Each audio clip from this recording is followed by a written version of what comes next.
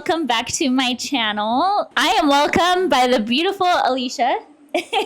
And we happened to meet at the Australian Posing School Christmas party in November. I don't even know how we started talking about. I think we were just like you were sitting down at the table and I sat next to you to chat out on a delicious like chicken wrap situation, and just happened to spark up a conversation with you, and it was like we just talked for the rest of the night, like a kindred spirit moment. Yeah, it went deep really quick. Yeah. It was like our souls already knew each other. It was so cool. I love opening up to conversations like that, and discovering like your soul family, being open to that as well. We talked about a lot of things, but one of them was the whole people pleaser background, and coming from that and having social anxiety and kind of recovering from that and learning and growing and opening up to like new conversations and new experiences. So yeah, it was kind of a reward for that, would you say? Yeah, I love that. We also both competed in wellness. She competed in FMG. Yes. And I did PCA, but we both did wellness, which I think is really special because I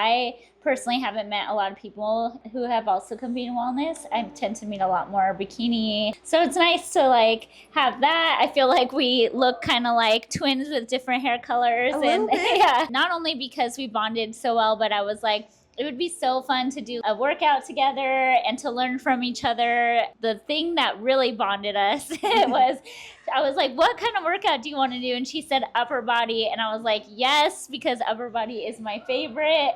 I love shoulders. Right? Yeah, they're just so good, which is so ironic coming like because we're both wellness athletes. Like it's lower body dominant. So maybe it's because we just don't get to do upper body as much that it's just a little bit more special. There's something about looking in the mirror when you're doing shoulders and it's like, instant gratification. You're like, hello. Exactly.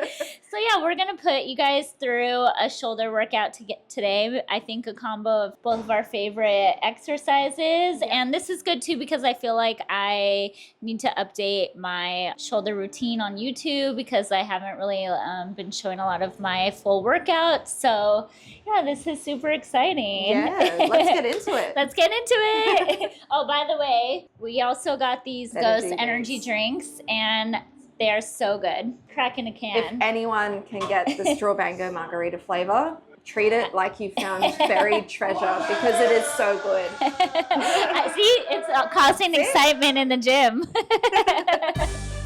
All right, let's get into it.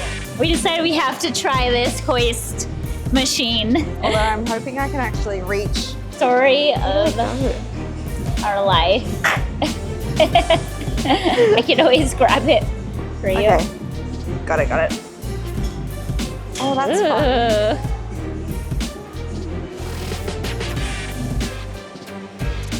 How does it feel?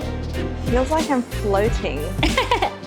Does it feel like it's making it like easier or? I don't know how to describe it. It's like, yeah, maybe easier. You definitely are more upright.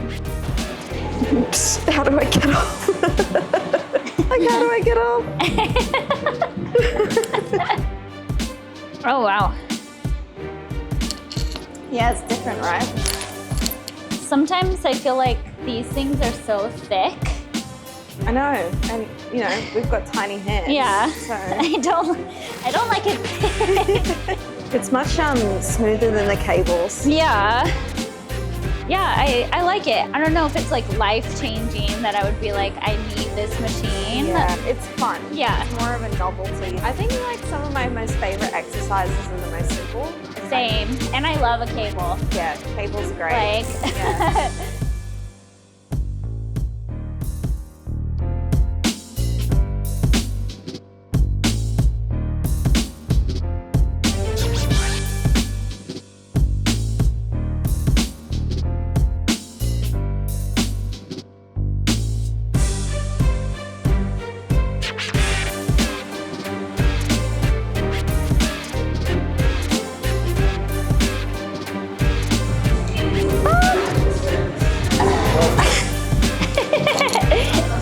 it's so hard. It's just the dismount. I just added more weight, but I don't know if that was actually smart. Damn, girl.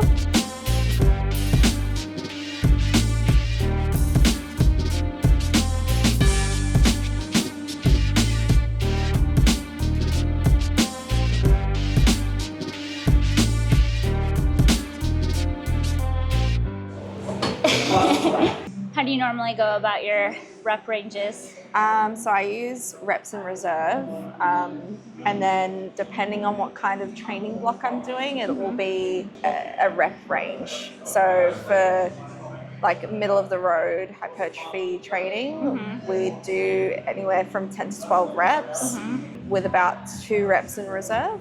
And then as the program progresses, it'll drop down to 1 rep, and then eventually the last week of the program, it'll be until failure. Explain the reserve thing. The reps in reserve, so it's kind of hard to wrap your head around when you first start because you don't really know what training to true failure feels like. So training to 2 reps in reserve means you have 2 reps left before you fail. Yeah.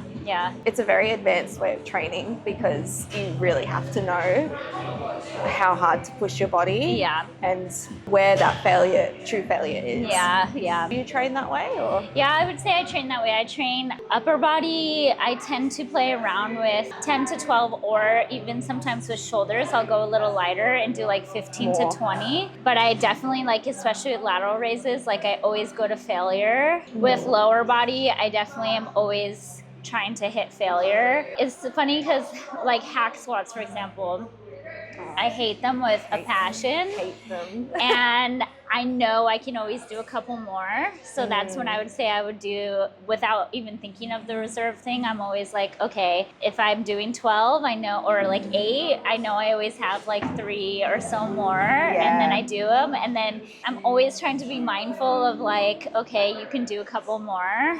With squats, my mind messes with me of like if it's like leg extension, hamstring curls, I'm like, I pound it out. I find that with more of the free weight, anything like squats, I think that's like the movement pattern that I'm most hesitant on. Same. I'm not sure what that is. Yeah. I think it's just the position of the weight feels really uncomfortable for my body. I think it's like a scary thing also of like, I know that it's happened to so many people where they like hit the bottom and then they just can't get back up and it's fine. Like it's not like you die from it, but I have this like mental block with that of like not wanting to hit that point, you know? It's that relationship with failure. Yeah. Which you can kind of transfer into any kind of aspect of your life. Like, where are you afraid to fail? Yeah. And like, where can you push that? Yeah. Because I said that to my new coach because he said internally, what is going to be your biggest challenge?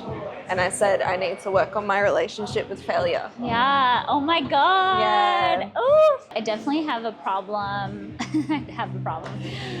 With upper where like I'll do probably the same movement patterns with different machines. Yeah. Because I'm like, oh, I want to feel it again in like a different way. Yeah. Where like I probably should have just I should be good with just the one. Yeah. You know?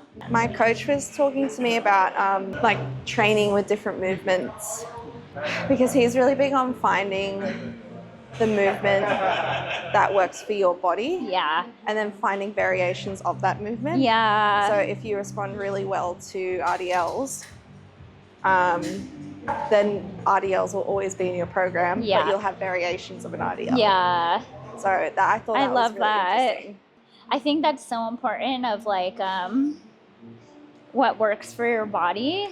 Yeah, and especially everyone's different. Coming from like as a trainer, and then I think also being shorter, I just feel like there's no way I feel comfortable with like front squats. Hack squats and pendulum, I prefer way over like using a barbell. I think machine-based squats are my favorite. Yeah. Because I feel more secure. Yeah. Yeah, that was good. I feel like it kind of warmed up my upper a little bit. I feel good. All right, so we're doing laterals. I might have to look at both of our shoulders. I know, I'm like,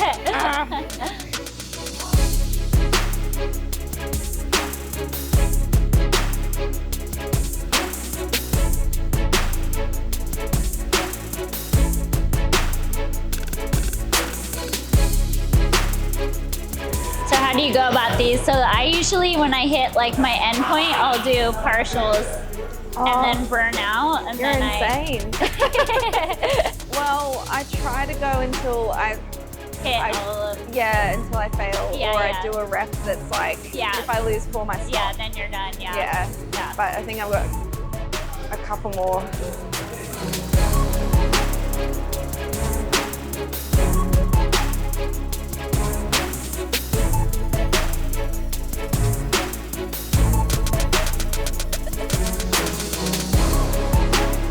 I'll do the partials just because I don't want to wuss out.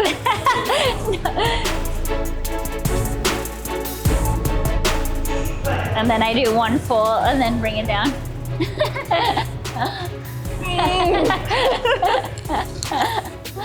Oh my god, the veins though. Yeah, right? I call this one Harold. Oh! Oh, there we go. Yeah. Oh, shit. I never had this side. Really? It's always this side. Yeah, well, I've got one arm that's like more pumps than the other. I'm gonna name this one Jenny. Jenny? I don't know why. Yeah, Jenny from the block. I do feel like Jenny from the block right now. Like Jenny from the block.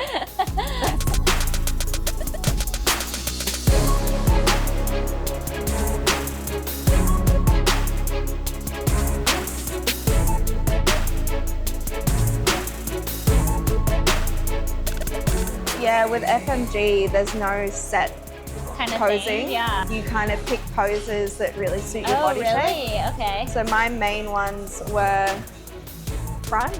Yeah. And then step back. And then I do like a quad hop. Yeah. Then do something like this.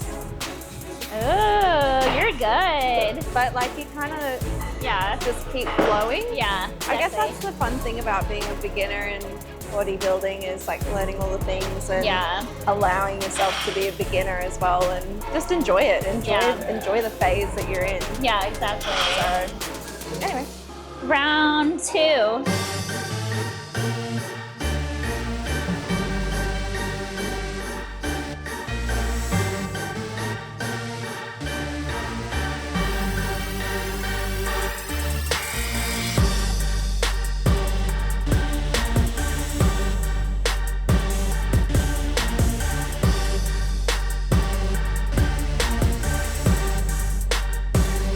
Oh yeah.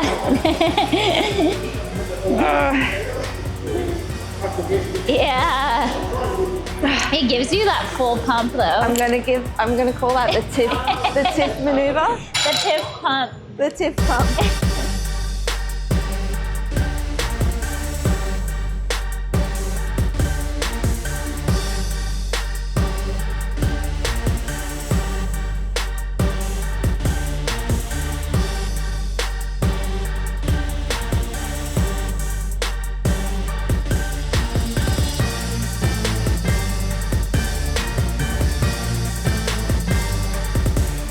I forgot I was in Australia for a second and then What'd you do? I forgot that I was in Australia for a second and then sometimes I hear accents and I'm like, oh shit, yeah, I forgot that like I'm the one that has the accent. Like That's too funny. Yeah, no, I'm all about the mind-muscle connection and like even honestly when I do hip thrusts, most of the time I only have 120 on each side. Yeah. But I go slow and I do full hip extension. Yeah. And like my glutes will be like burning. I feel like if I load up too much weight, it's like all quad. Yes. I'm just trying to use momentum to lift the weight up. Hip thrusts can be such an ego lift. Totally. It's like the female ego lift. It is. For sure. Yeah. I think the most I've ever gotten on there has been about 140. Yeah. Or 145. But like I don't even know if the mind to muscle connection is really there. That's how I feel like anytime I've done crazy heavy, and I feel like it's more like, yeah, my quads were doing like all the work to lift it up. Are you quad dominant? Yeah. Same. Yeah. Yeah. So I'm always like so careful. I know, I look at my quads and they just blow up like balloons. Yeah. Yeah, exactly. Wow. It's like if you could just do that to my butt. Like, right. Yeah, exactly. Nice. Exactly.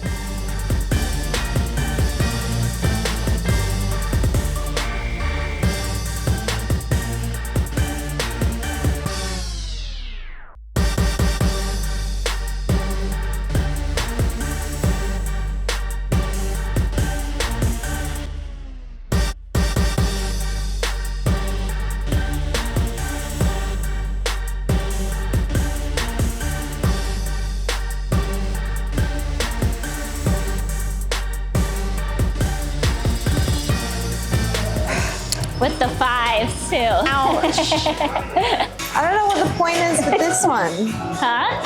Like, what's the point of it? Yeah. Because like my wrist is so small that this doesn't feel like if I were to let go of this, my wrist just moves.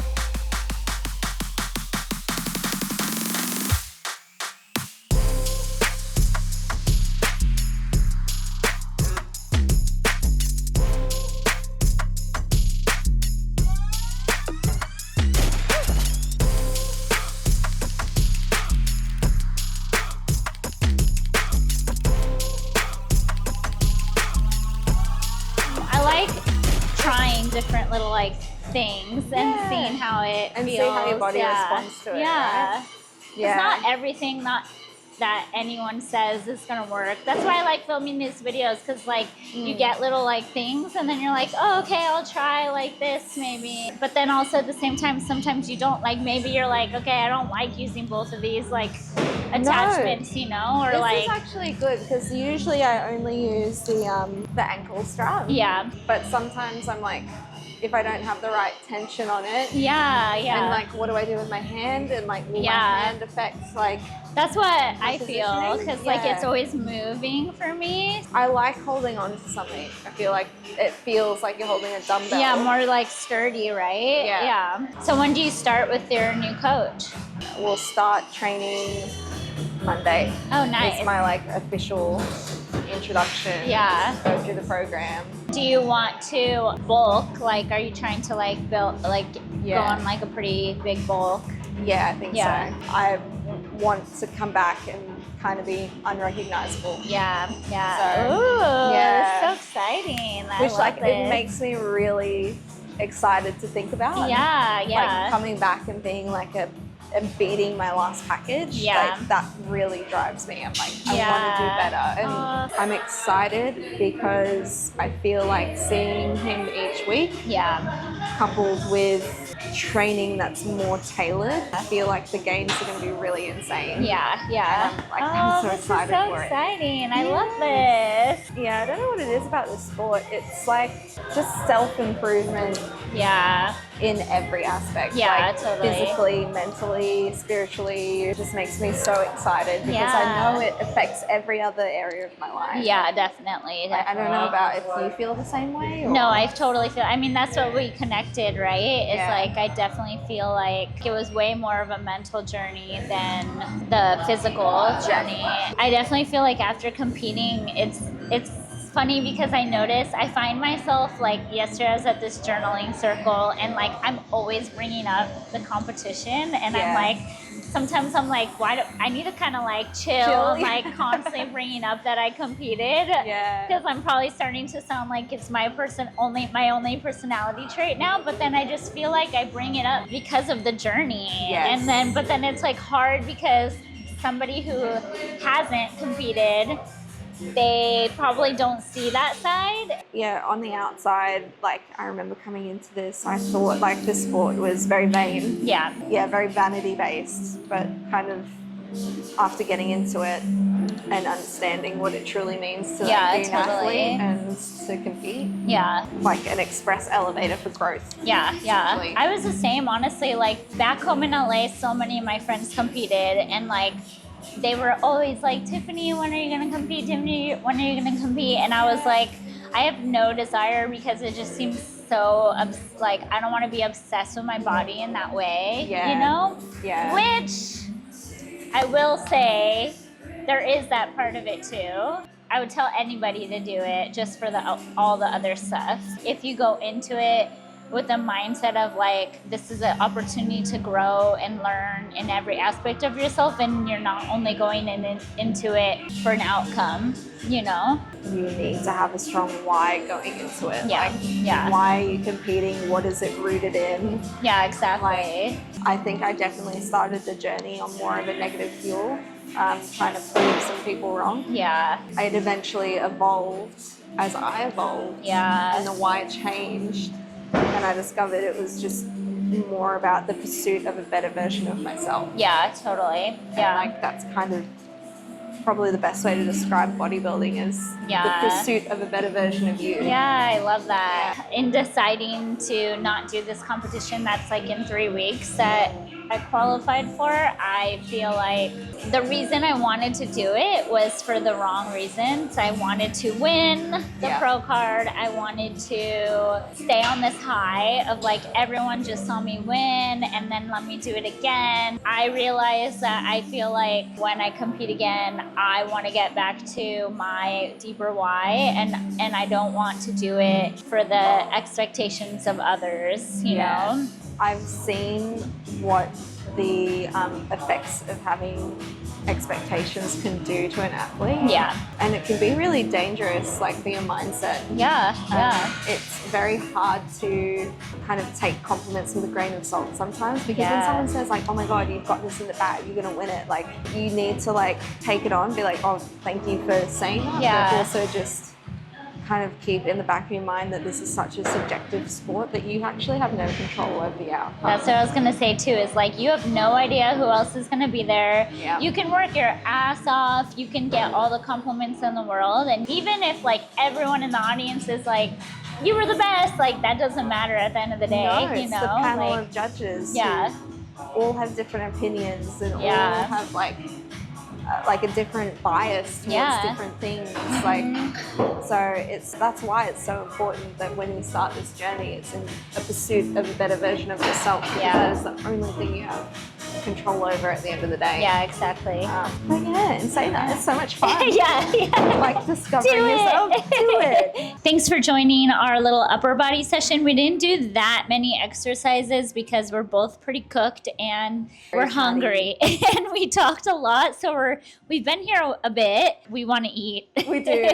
Yeah, we've been talking about sandwiches for a few days now. Yeah. So yeah, this will be my first sandwich since the competition. So I wish I could say that, but I had Subway the other day. Oh, yum, yum. It was really good. Subway, fun fact. I shouldn't say this in this video, but back in my drinking days, Subway was the place I would go after. Yes. and get a tuna sandwich.